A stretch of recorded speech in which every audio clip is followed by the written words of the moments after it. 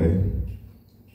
Baba yetu na Mungu wetu, katika jina la Bwana wetu mpendwa Yesu Kristo, sisi tunayo heshima kubwa kukushukuru wewe kwa jinsi ambavyo umetupa fursa na neema ya kipekee ya kuwepo nyumbani mwako, Bwana. Tuko tayari kusikia na kujifunza kutoka kwako. Roho Mtakatifu, tunatambua uwepo wako na tunajiweka chini ya mamlaka yako. Tufundishe Bwana sawa sawa na mapenzi yako. Katika jina la Yesu Kristo tunaomba na kukushukuru. Amen. Somo ambalo tumekuwa tukienda nalo leo ikiwa ni siku ya 3 lina kichwa chenye maneno yanayosema madhara ya upofu wa kiongozi. Madhara ya upofu wa kiongozi. Madhara ya upofu wa kiongozi. Upofu wa kiongozi unavyoweza kuleta madhara. Na vifungu vyetu vya kusimamia tulikuwa tunasoma kwenye kile kitabu cha Mathayo sura ile ya 15 na mstari ule wa 13, mstari wa 12 mpaka ule wa 15. 12 mpaka ule wa 15, Biblia inasema namna hii: ndipo wanafunzi wake walipomwendea wakamwambia, wajua ya kuwa Mafarisayo waliposikia neno lile walichukizwa? Akajibu akasema, kila pando asilolipanda Baba yangu wa mbinguni litang'olewa. Waacheni, hao ni viongozi vipofu wa vipofu, na kipofu akimuongoza kipofu mwenzake watatumbukia shimoni wote wawili. Basi Petro akajibu akamwambia, tueleze mfano huo. Bwana Yesu asifiwe sana. Kwa hiyo neno kubwa katika mafundisho yetu haya tunayoenda nayo leo ikiwa ni siku ya 3 ni kwa habari ya upofu wa viongozi. Upofu wa viongozi, kwa maana ya kwamba wale ambao wanawaongoza wengine kwenye masuala ya imani. Upofu wa kiongozi. Kiongozi anapokuwa kipofu, ule upofu wake, hiyo hali ina madhara makubwa kwake na kwa wale anaowaongoza. Na ukifuatilia hii story kule mwanzo, kule kwenye sura ya 15 mstari wa 2, Mafarisayo walimuuliza Yesu, kwa nini wanafunzi wako wanakula bila kunawa? Kwa nini wanakula bila kunawa? Na Yesu akawauliza akawaambia, mbona ninyi wale watu walimwambia, mbona wanafunzi wanaharifu mapokeo ya baba zetu kwa kula bila kunawa? Na Yesu akawaambia, mbona ninyi mnavunja amri za Mungu kwa sababu ya kulinda mapokeo ya baba zenu. Sasa ndipo Yesu baadaye akawaita makutano akawaambia kwamba sio kimwingiacho mtu kinachomchafua au kumtia unajisi, lakini kile kimtokacho. Kwa sababu kwenye mioyo ya watu kunatoka uzinifu, wivu, hasira, chuki, uzinzi na mambo kama hayo. Sasa Mafarisayo ambao ni viongozi wa dini, viongozi wa imani, wakakasirika, wakamchukia Yesu. Sasa wanafunzi wakaja wakamwambia Yesu, unajua uliposema habari ya huo mfano kwamba kimtokacho mtu kinachomnajisi mtu sio kile kimwingiacho, ni kile kimtokacho, unajua Mafarisayo walikasirika. Yesu ndio akawaambia sasa kwamba waacheni, msihangaike nao. Hao ni viongozi vipofu wa vipofu, na kipofu akimuongoza kipofu mwenzake wote watatumbukia shimoni. Kwa hiyo unaona kuna kundi kubwa la viongozi wa dini, tungesema wachungaji, sijui nani, maaskofu, ambao hawaoni, ni vipofu. Na huu upofu tunaozungumzia sio wa mwilini, sio wa macho haya, ni upofu wa rohoni. Maana yake tunasema sifa mojawapo ya kiongozi yoyote wa imani anayewaongoza watu wengine, sifa yake kuu ni lazima awe anaona rohoni. Sasa tunajiuliza, anaona nini? Huyo kiongozi anatakiwa aone nini? Fungua kwenye Waefeso sura ile ya kwanza. Waefeso sura ile ya kwanza mstari wa 18. Mstari wa 18 anasema hivi: macho ya mioyo yenu yatiwe nuru, mjue tumaini la mwito wake jinsi lilivyo, na utajiri wa utukufu wa urithi wake katika watakatifu jinsi ulivyo. Kwa hiyo kiongozi yoyote wa kiimani lazima aone tumaini la mwito wa Yesu Kristo. Mwito wa Yesu Kristo, Yesu anapotuita kwenye wokovu, anapotuita tumfuate, mwito wake umebeba tumaini la uzima, tumaini la uzima. Na utajiri wa utukufu mwingi kwetu sisi ambaye tunamwamini katika utakatifu. Lakini sasa kiongozi ambaye ni kipofu hawezi kuliona lile tumaini la uzima tuliloitiwa, hawezi kuliona. Na kama halioni, hawezi kuachilia mafundisho yenye uzima kwa sababu hayaoni.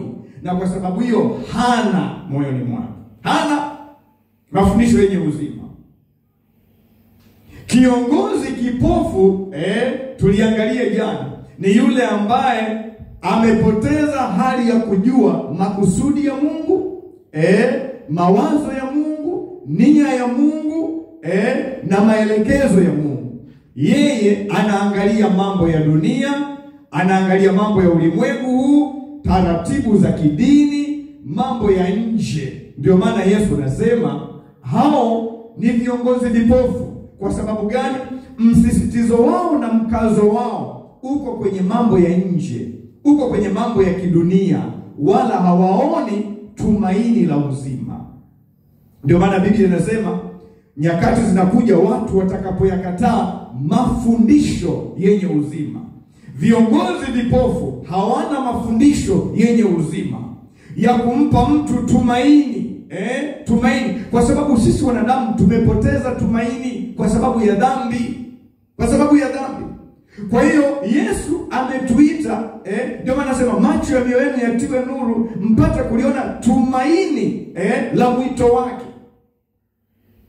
jinsi lilivyo, mpate kujua tumaini la mwito wake jinsi lilivyo. Kwa sababu tumepoteza tumaini kwa sababu ya dhambi. Sasa mwito wa Yesu Kristo umebeba tumaini lenye uzima, ambaye kiongozi anayeona kazi yake ni kuwaonyesha wafuasi au watu waliomfuata, kuwaonyesha tumaini lenye uzima ambalo linaponya maisha yetu, linaponya ndoa zetu, linaponya ujana wetu na hivyo. Lakini watu kwa sababu ya upofu watayakataa mafundisho yenye uzima. Sasa nikawa najiuliza swali, hawa ambao Yesu anawaita ni viongozi vipofu, hawa jamaa walikuwa wanafunga mifungo kama ya kwetu, wanafunga siku 5, siku 10, siku 20 wanafunga. Hawa jamaa walikuwa wanasali au wanaomba sala ndefu. Hawa jamaa walikuwa wanahubiri neno na sheria ya Musa ile Torati, walikuwa wanaisema vizuri. Sasa kwa nini Yesu anasema hawa ni viongozi vipofu wakati hayo yote wanayafanya? Ndugu zangu, na hata leo hii viongozi vipofu wa kiimani tulionao wanatangaza mifungo kama kawaida, wanalihubiri neno kama kawaida, wanafanya mambo yote haya ya nje, haya wanayafanya. Lakini tofauti iko tu ni kwamba kwenye hayo mafundisho ni mafundisho ambayo hayana uzima, mafundisho ambayo hayamuelekezi mtu kwenye toba iletayo ondoleo la dhambi, mafundisho ambayo hayamuelekezi mtu katika mabadiliko ya tabia, mafundisho ambayo hayamuelekezi mtu katika kuishi kwa tabia za kifalme. Ufalme wa Mungu haumuelekezi. ni mafundisho ambayo wanafundisha mafundisho ambayo ya kumfanya mtu atafute tu mambo ya dunia hii, mambo tu ya dunia hii, kuwafanya watu wahangaike kutafuta wanaume wa kuoa. Si vibaya kutafuta wanawake wa hivyo, kutafuta kufanikiwa, kukimbizana na ulimwengu kwa jinsi hiyo, lakini hawawapi mafundisho yenye uzima ya watu kukataa chuki kwenye mioyo yao, watu kukataa wivu kwenye mioyo yao, watu kukataa mambo ya uasherati na uzinifu kwenye mioyo yao. Hayo hayazungumzwi.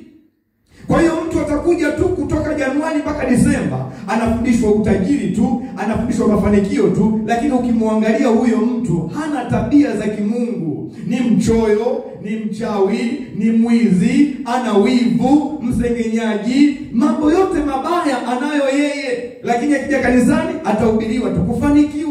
Itamfaidia nini? Yesu anasema mtu kuupata ulimwengu wote na kupata hasara ya nafsi yake. Ni lazima wanangu tufundishe mafundisho yenye uzima yanayoweza kubadilisha ndoa za watu, mafundisho yanayoweza kubadilisha vijana, mafundisho yanayoweza kubadilisha watumishi wa Mungu, tukatoka kwenye giza tukaingia kwenye nuru, tukamwacha shetani tukamfuata Mungu aliye hai, tukatoka kwenye mapokeo tukaishi sheria ya Bwana. Haleluya kwa mwana kondoo. Glory be to God.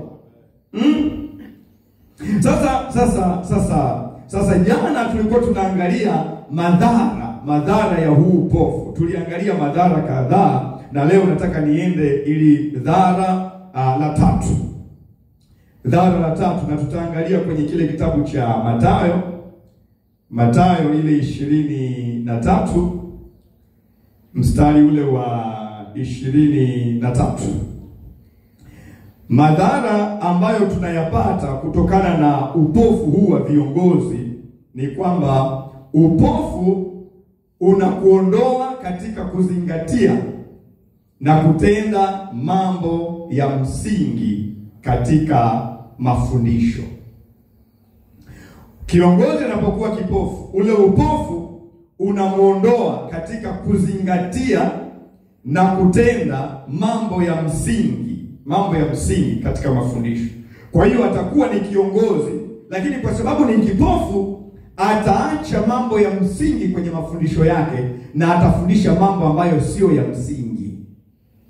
Kwa mujibu wa Yesu Kristo anasema hawa wanafundisha mafundisho yaliyo maagizo ya wanadamu. Maagizo ya wanadamu, lakini sio mafundisho yenye uzima, mafundisho ya kimungu. Hawa wafundishi. Kwa hiyo ukiangalia hapa sura ya 23 kitabu cha Mathayo sura ya 23 anasema, ole wenu waandishi na Mafarisayo wanafiki, kwa kuwa mnalipa zaka za mnanaa na bizari na jira, lakini mmeacha mambo makuu. Nataka uangalie hilo neno, mambo makuu, mambo ya muhimu ya sheria, yaani adili na rehema na imani.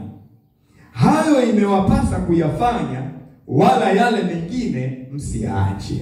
Bwana Yesu asifiwe sana. Sasa haya ni madhara ya upofu. Kiongozi akiwa kipofu anaacha mambo makuu ya sheria, Na ndio maana wewe angalia katika maisha tulionayo hivi sasa, sisi viongozi wa dini, kuna mambo makuu ya sheria tunayaacha, hatuyahubiri au hatuyatilii msisitizo, lakini tunawekea mkazo mambo ambayo si makuu. Ujue sisi ni vipofu. Ukishaona hiyo, ujue hiyo ni dalili ya kwamba kiongozi wako ni kipofu. Sasa kwa mujibu wa Yesu Kristo, swala la zaka na sadaka ni swala muhimu, lakini sio swala kuu. Bwana Yesu asifiwe. Ni swala muhimu kwenye ufalme wake, lakini sio swala kuu. Anachotaka viongozi waone maswala makuu katika sheria, ambayo yeye anayesema hapa, tumeacha mambo ya adili, tumeacha mambo ya adili na rehema na imani. Haya ndio mambo makuu. Adili, rehema na imani. Maana yake ni anaposema mambo ya adili, anazungumzia mambo ya haki, uadilifu. Ndio maana anasema utafuteni ufalme wa Mungu na haki yake. Maana unapoingia kwenye ufalme wa Mungu, kuna namna unatakiwa utende, kuna namna tabia zako zinatakiwa zifananie ufalme wa Mungu. Usipoishi zile tabia za ufalme wa Mungu, wewe hutendi haki ya Mungu. Na viongozi vipofu hawasisitizi watu kuishi tabia za Mungu, hawasisitizi watu kuishi haki ya Mungu katika ufalme wa Mungu, hawasisitizi. Kupendana ni haki katika ufalme wa Mungu. Kusameheana ni maisha ya haki katika ufalme wa Mungu. Kuombeana ni maisha ya haki katika ufalme wa Mungu. Kutokuoneana wivu na chuki ni kuishi katika haki kwenye ufalme wa Mungu. Lakini hayo hayasisitizwi, hayawekewi mkazo. Watu wanasisitizwa sadaka, sio mbaya, wanasisitizwa mafanikio, hivyo. Lakini mtu anatoa sadaka lakini amejaa chuki moyoni na ndugu yake. Yesu alisemaje? Yesu alisemaje? Kama umekosana na ndugu yako, weka sadaka yako pembeni kwanza. Nenda kapatane na ndugu yako, alafu lete sadaka. Kwa kuonyesha kwamba jambo kuu sio sadaka. Jambo kuu ni kupatana na ndugu yako, alafu ndio sadaka inafuata. Lakini viongozi vipofu hatujali hayo mambo makuu ya sheria. Hatuelezi watu kwa habari ya msamaha, toba iletayo ondoleo la dhambi, kuwasamehe wengine, kuchukuliana na wengine, kuhurumiana, kupatana. Hayo mambo hatusisitizi. Matokeo yake tuna kanisa ambalo watu wanachukiana, hata kupeana mikono namna hii hawataki. Na wanasali kanisa moja. Hata kuangaliana namna hii hawataki, na wanasali kanisa moja. Ni tatizo. Lakini shida ni nini? Viongozi ni vipofu. Kwa hiyo na wanaoongozwa wanakuwa vipofu. Inakuwaje unakuja kanisani alafu huwezi kusalimiana na Mkristo mwenzio, alafu unasema umetoka kukutana na Mungu? Mungu yupi? Mungu yupi wanangu? Kwa sababu tabia mojawapo ya Mungu ni upatanisho, ni kupatana. Ndio maana alimtoa mwana wake ili kutupatanisha sisi na yeye. Wewe kwa nini upatani na mchungaji wako? Kwa nini upatani na ndugu yako? Uko kanisani. Kwa nini? Shida, viongozi ni vipofu, na kwa sababu hiyo wanaoongozwa na wao wanakuwa vipofu. Anasema tumeacha mambo makuu ya rehema, Msingi wa imani ya Kikristo, ndugu zangu, ni rehema. Sisi wote tuko hapa kwa sababu tumehurumiwa. Kwa hiyo uwepo wa Mungu ukiwekwa mahali hapa, mtu atakutana na rehema za Mungu namna hii. Kama ukikutana na rehema za Mungu, unawezaje kuacha kumsamehe mmeo? Unawezaje kuacha kumsamehe mkeo? Unawezaje kuacha kumsamehe mchungaji wako? Ukiona umeshikilia mambo hujui kusamehe, ujue wewe hujakutana na rehema za Mungu aliye hai, wala hujaonja utamu wa kusamehewa na Bwana. Lakini mtu aliyeonja utamu wa kusamehewa na Bwana, mtu aliyeonja utamu wa kurehemiwa na Bwana, ataambia Mungu, kama ulivyonisamehe mimi, namsamehe mchungaji wangu, namsamehe Mkristo mwenzangu, namsamehe mume wangu, namsamehe, kwa sababu ninajua furaha ya kusamehewa. Ninajua. Ndio maana Daudi anasema, heri aliyesamehewa dhambi zake na kusitiriwa makosa yake. Mtu ambaye Bwana hamuhesabia hatia anaona ile furaha ya kusamehewa. Glory be to God. Hallelujah kwa mwana kondoo. Usimweke ndugu yako kwenye kifungo, mwachilie, msamehe, kwa sababu kuna uhuru, kuna furaha katika kuachilia ndugu yako. Haleluya kwa mwana kondoo. Usipomwachilia ndugu yako, usipomwachilia mumeo, unakaribisha giza hapo nyumbani. Giza, ondoa hilo giza kwa kumwachilia mumeo, kwa kumsamehe jirani yako, kwa kumsamehe mke wako. Toa hilo giza in Jesus name. Bwana Yesu asifiwe. Bwana Yesu asifiwe. Bwana Yesu asifiwe sana. Lakini anasema tumeacha hiyo, tumeacha mambo ya adili, mambo ya rehema na imani. Kwa nini tumeacha? Kiongozi kipofu hawezi kuwaongoza watu kuwa na imani kwa Mungu. Kiongozi kipofu atawaongoza watu kuwa na imani kwenye vitu. Kiongozi kipofu atawaongoza watu kuwa na imani kwenye dhehebu, lakini sio kwa Mungu aliye hai. Ndio maana anasema ninyi ni viongozi vipofu kwa sababu mmeacha mambo makuu. Mmeacha mambo makuu. Kwa sababu ninyi hamuoni ukuu wa Mungu, hamuoni uwezo wa Mungu. Kwa sababu hiyo hamuwaongozi watu katika kumwamini na kumtumikia Mungu aliye hai. Mnawaongoza watu kuamini kwamba chumvi ndio suluhisho, kuamini kwamba maji ndio suluhisho, kuamini kwamba mafuta ndio suluhisho.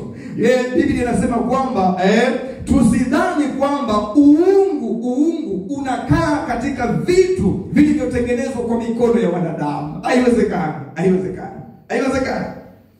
Kwa nini tunawaaminisha watu katika mambo hayo? Kwa sababu sisi viongozi ni vipofu. Na Yesu anasema kiongozi kipofu akimuongoza kipofu mwenzake, wote watatumbukia shimoni. Kumbuka, lengo la Mungu kuweka viongozi ni kwamba viongozi wawafikishe wanaowaongoza mbinguni.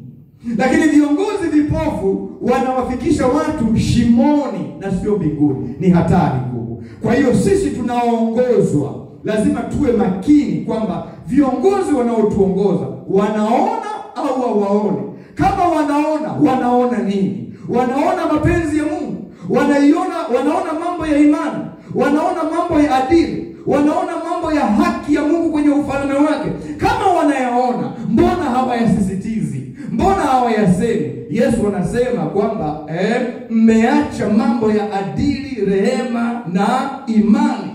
Mkasisitiza sadaka tu, mkasisitiza fedha tu, mkasisitiza kufanikiwa tu. Anaambia mlipaswa kuyafanya haya ya kwanza, alafu ndio fedha na mafanikio na sadaka ndio zifuate. Bwana Yesu asifiwe sana. Fikiri haya ni mambo makuu tulipaswa tuyaone, lakini hatuyaoni. Tunalipeleka wapi kanisa? Msisitizo umekuwa tu sadaka, umekuwa tu fungu la 10, umekuwa tu mafanikio, umekuwa tu utajiri, umekuwa. Yesu anasema sio mbaya, lakini hayo sio mambo makuu. Tumeacha kuweka mkazo kwenye mambo makuu ya sheria. Kwa hiyo ndio sifa au madhara mojawapo ya kiongozi kipofu. Mambo ya msingi anayeweka kuwa mambo sio ya msingi, na yale sio ya msingi ndio anayapa umuhimu. Kwa sababu haya ndio mafundisho yenye uzima. Biblia inasema rehema, imani, mambo ya adili ndio mafundisho yaletayo uzima.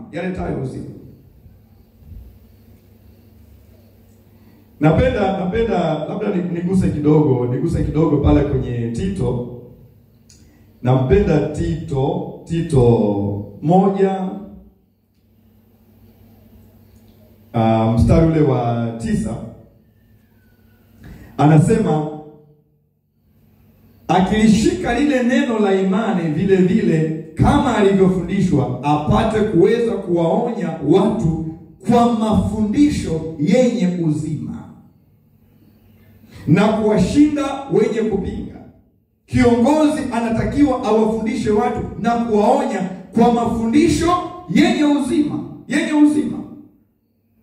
Lakini sura ya 2 mstari wa 1 Tito hiyo anasema, lakini wewe nena mambo yapasayo mafundisho yenye uzima. Nena mambo yapasayo mafundisho yenye uzima. Kiongozi kipofu haoni wala hayajui mafundisho yapasayo mafundisho yenye uzima. Mambo yapasayo mafundisho yenye uzima hayaoni.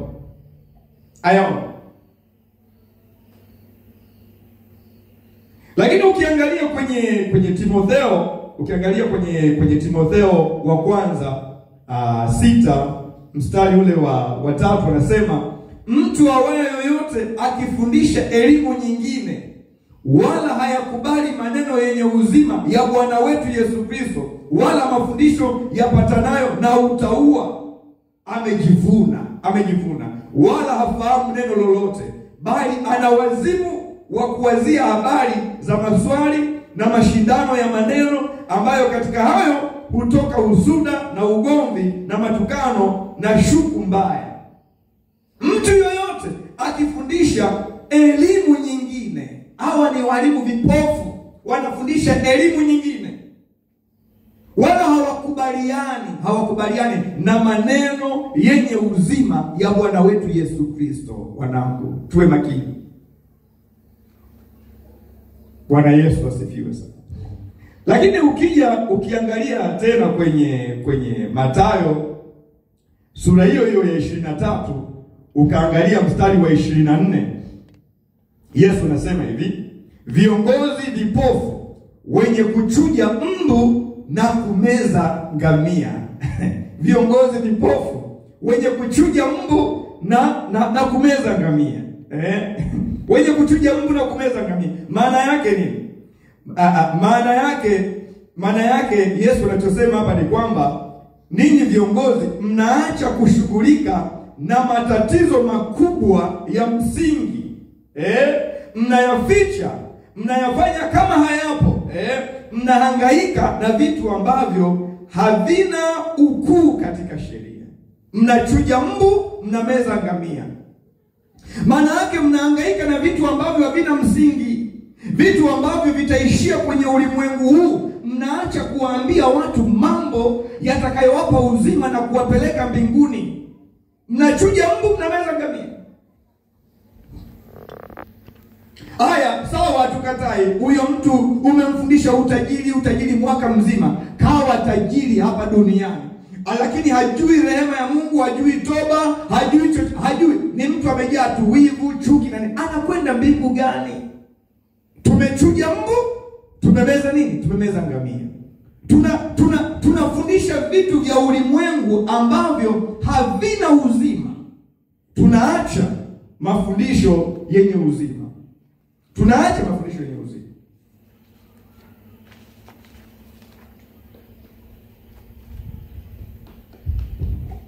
Kwa sababu kama mtu atafundishwa imani kwa Mungu, anawezaje kuacha kumtolea Mungu? Anawezaje? Kwa sababu unaweza kutoa bila kuamini au bila kuwa na imani, lakini huwezi kuwa na imani kwa Mungu alafu ukaacha kutoa. Haiwezekani. Sijui kama umenisikia vizuri. Unaweza kutoa wala bila kuwa na imani kwa Mungu, unatoa tu. Lakini haiwezekani uwe na imani kwa Mungu alafu usitoe. Haiwezekani. Kwa hiyo ninachosema, wafundisheni mambo makuu ya kumwamini Mungu. Wakishamwamini Mungu wao, huwezi kuhangaika kumlazimisha mtu kutoa, kwa sababu anajua ukuu wa Mungu. Anajua kwamba Mungu ndio aliyombariki. Anajua kwamba Mungu ndio aliyompa uzima. Anajua kwamba Mungu ndio aliyompa afya njema. Mungu ndio anayemtunza kwenye ndoa. Lazima atamtolea Mungu wake. Lazima atamtumikia Mungu wake. Kwa hiyo mfundishe kwanza mambo ya msingi ya kumwamini na kumtumaini Mungu wake. Alafu yeye Mungu atampa neema kule ndani. Akishamjua Mungu wake, atajua wajibu walionao kwa Mungu wake, atajua. Lakini Yesu anasikitika kwamba sisi viongozi vipofu tunaacha kuwafundisha watu kumjua Mungu. Tunang'ang'ana, tunakutoa na utajiri na nini wakati watu hawamjui Mungu. Hapana, waanze kwanza kumjua Mungu. Hakuna mtu anayemjua Mungu alafu ataacha kumtumikia Mungu wake. Hayupo. Hakuna mtu ambaye atamjua Mungu na rehema zake alafu aache kumtolea Mungu. Hayupo. Maana akijua tu kwamba Mungu amemrehemu, Mungu amemsamehe, kwamba kuwepo kwake hai leo ni kwa sababu ya huruma za Mungu, huyo mtu anaachaje kumtolea Mungu? Huyo mtu anaachaje kumtumikia Mungu? Maana anakumbuka, anajua kwamba jana juzi ningekuwa nimekufa, niko hai leo kwa sababu Mungu amenilinda. Kama ningekufa jana, hiki ninachokataa kumtolea Mungu kingekuwa cha nani? Akishajua na namna hiyo, anaachaje kumtumikia Mungu aliye hai? Haiwezekani. Sasa unaona kwamba matokeo yake hapa watu wameweka imani pembeni. Kwa hiyo mambo ni fedha, ni biashara, namna ya kutoka kwenye matatizo. Focus sio Mungu tena. Focus ni matatizo yetu. Matatizo yetu, tunavyoumizwa, tunavyoweza kuwalaani wengine, tunavyoweza kuwaombea vibaya wengine, hivyo. Lakini Mungu hayupo. Mungu hayupo. Focus inakuwa kwenye mambo ya ovyo.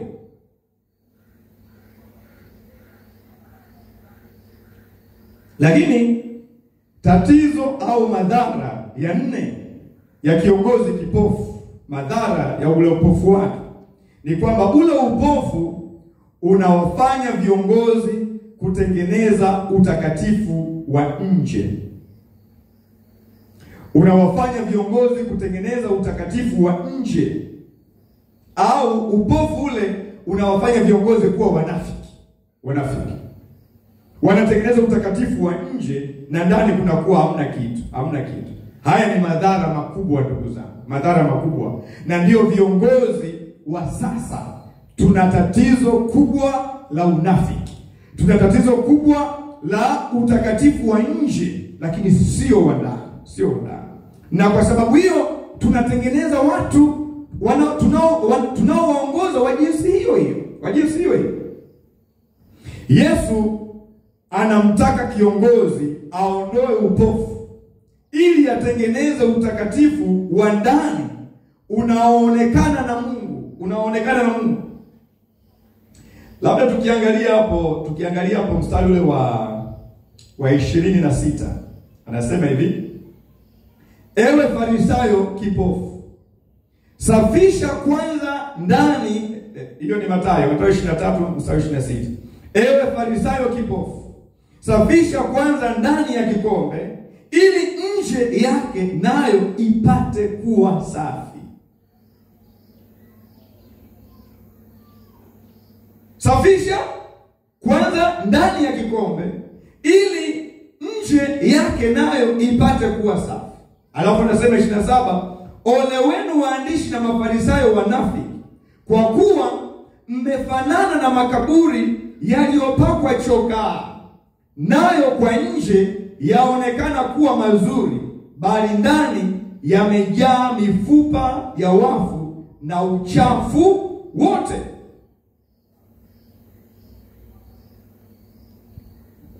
Lakini nikirudi pale 25, twende pale juu kidogo, mstari 25. Anasema ole wenu waandishi na Mafarisayo wanafiki, kwa kuwa mnasafisha nje ya kikombe cha chano na ndani yake vimejaa unyang'anyi na kutokuwa na kiasi. Hivi kumbuka, hawa ni viongozi wa dini. Yesu anasema ndani yenu kumejaa unyang'anyi. Ole wenu waandishi na Mafarisayo wanafiki, kwa kuwa mnasafisha nje kikombe cha chano na ndani yake vimejaa unyang'anyi na kutokuwa na kiasi. Maana yake anaelezea maisha yao. Ni viongozi wanaonekana kwa nje wanasalisha, wanatangaza mifungo, lakini anasema ndani wamejaa unyang'anyi. Unyang'anyi maana yake ni kuchukua kitu cha mtu kwa nguvu, kuchukua kitu cha mtu kwa ujanja, kwa hila. Kwa hiyo anawatazama viongozi wa dini. Yesu anasema ninyi ni viongozi vipofu, na upofu wenu unawafanya mtengeneze maisha ya unafiki. Nje mnaonekana kama watu mnaompenda Mungu, lakini ndani mmejaa unyang'anyi na kutokuwa na kiasi. Hamna uwezo wa kujizuia. Sisi wa Tanzania ni mashuhuda. Mtu kakaa tu mahali, watu napiga simu, mwambie huo ugonjwa wako huo lete 500,000, la sivyo utakufa kabisa. Huu ndio unyang'anyi anaosema Yesu. Na mtu anahangaika kwa sababu nabii kasema, mchungaji kasema, anapeleka 500,000.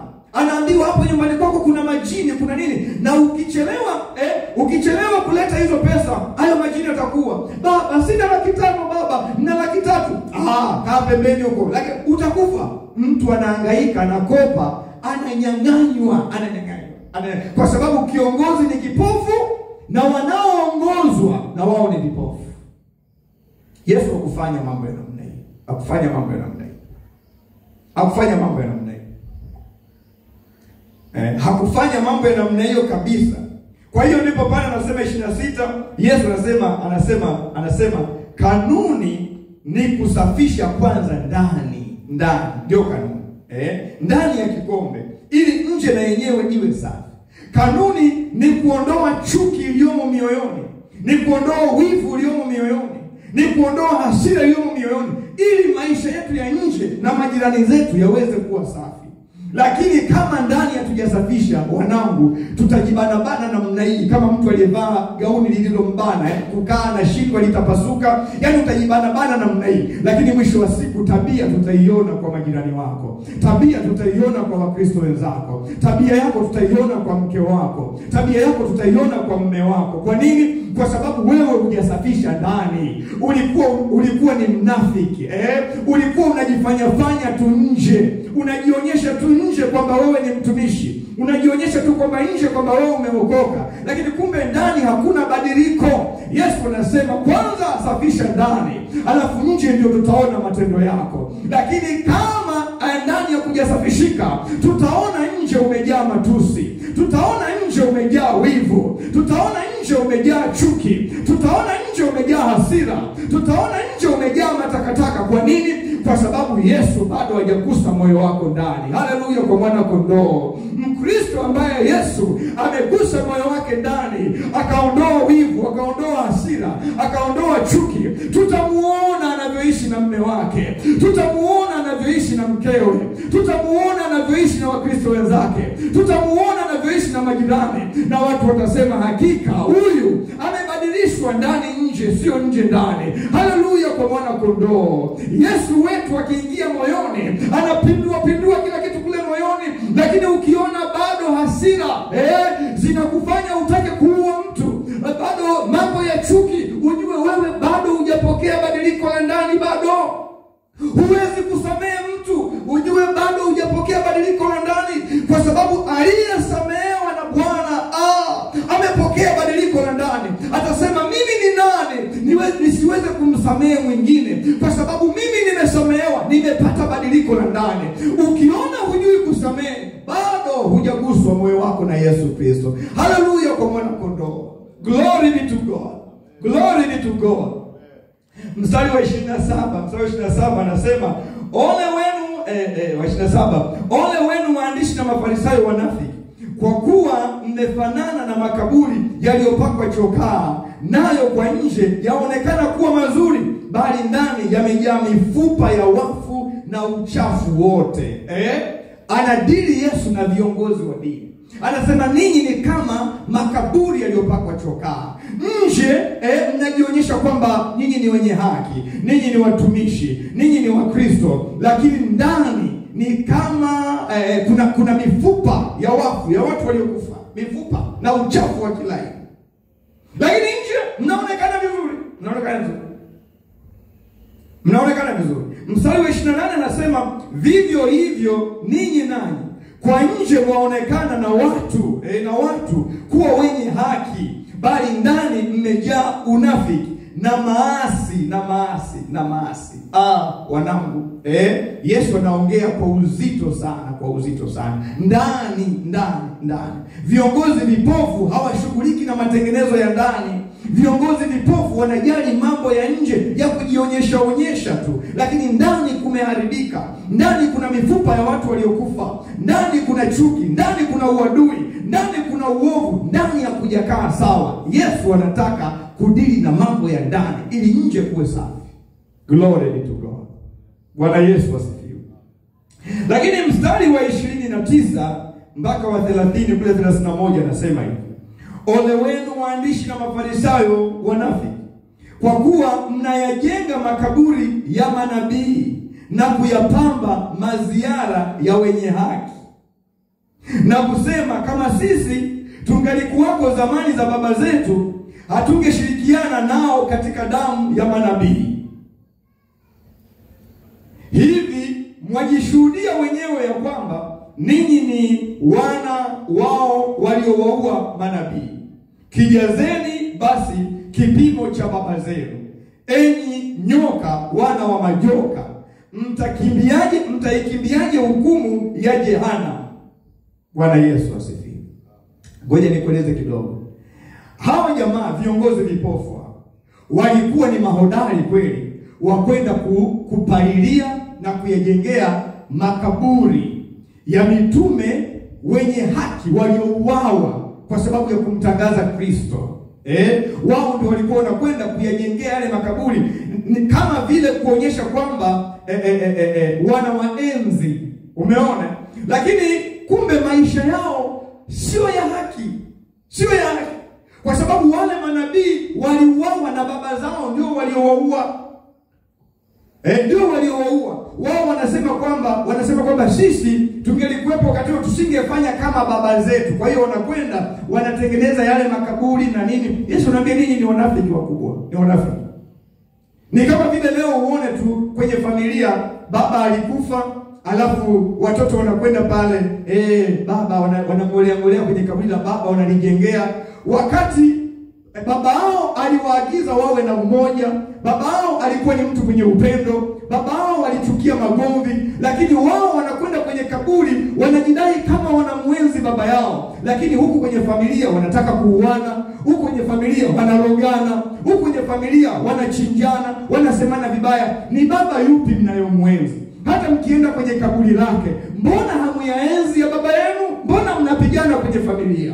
Mbona mnalogana kwenye familia? Uko kulitunza kaburi kutawasaidia nini? Kwenda kuweka maua kila mwaka kwenye kaburi la baba yenu kutawasaidia nini? Yesu ndio anawaambia ninyi ni wanafiki.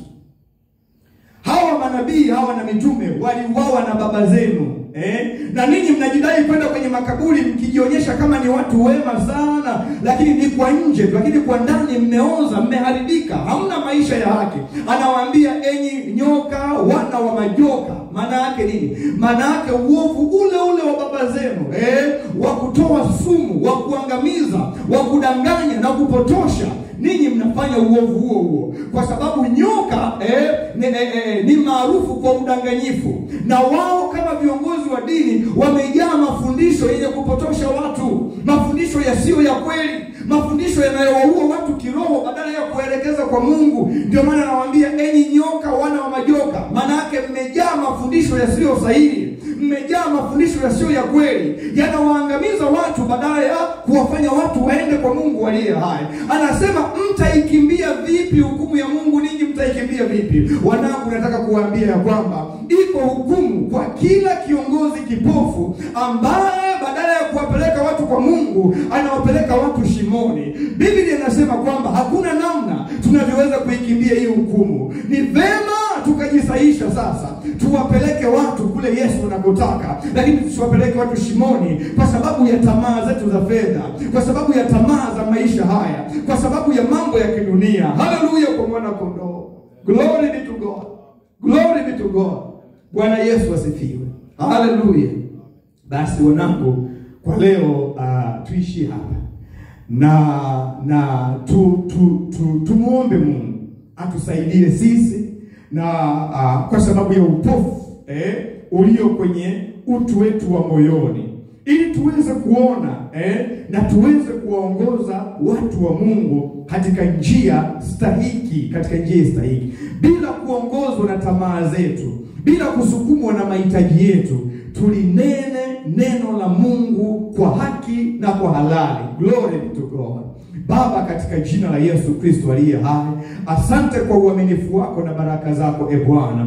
Baba, tunaomba toba na rehema kwa sababu ya upofu ulio katika mioyo yetu Bwana. Tumeishi maisha ya unafiki Bwana mabwana, tukijionyesha nje kwamba sisi ni wenye haki, lakini mioyo yetu imebeba chuki, mioyo yetu imebeba hasira, mioyo yetu imebeba majivuno, mioyo yetu imebeba kutokusamehe. Bwana wa Bwana, Mungu wa miungu, wewe unatuasa Bwana tusafishe kwanza ndani, ili nje nje kuwe kusafi. Bwana Baba, tunaomba taifa letu Bwana limevamiwa na wingi wa viongozi vipofu Bwana, wanaoongoza watu Bwana kwa mafundisho potofu, wakiwaelekeza shimoni Bwana. Mungu tuhurumie katika jina la Yesu Kristo aliye hai.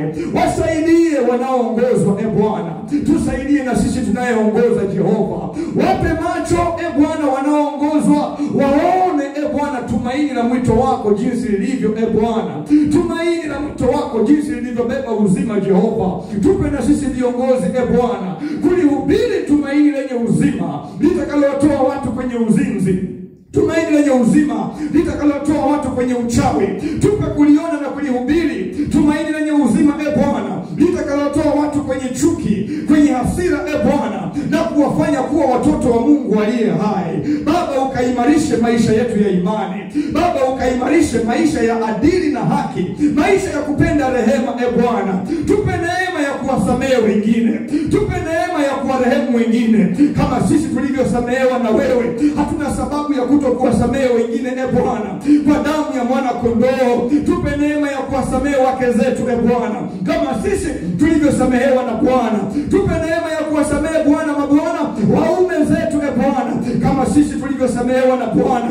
Wape watoto neema ya kuwasamehe wazazi wao kwa damu ya mwana kondoo na katika jina la Yesu Kristo. Baba, tupe macho tuone Bwana, macho ya mioyo yetu yakatiwe nuru Jehova. Baba mtakatifu, tukakimbie giza, tukaifuate nuru Bwana, tukamwache shetani, tukamjie Mungu aliye hai, tukaache Bwana mabaya, tukajie utakatifu Jehova, katika jina la Yesu Kristo aliye hai na kwa damu ya mwana kondoo, kwa damu ya Yesu Kristo. Baba, ponya utumishi wetu, Baba ponya ndoa zetu, Baba ponya watoto wetu, Baba ponya taifa letu kwa damu ya mwana kondoo na katika jina la Yesu. Viongozi vipofu Bwana wa kidini wanashindwa kusema ukweli utakaoponya taifa hili, lakini Baba mtakatifu, tunazungumza mambo ambayo hayana uponyaji kwa taifa letu, mambo ambayo hayana uponyaji kwa familia zetu.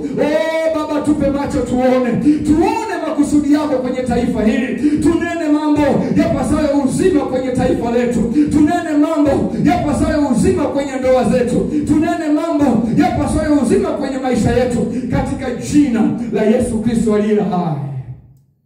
Asante Baba kwa uaminifu wako na ukuu wako, katika jina la Yesu Kristo aliye hai na kwa damu ya mwana kondoo tunaomba na kushukuru. Amen. Amen. Amen. Mungu awabariki sana wanangu. Basi tu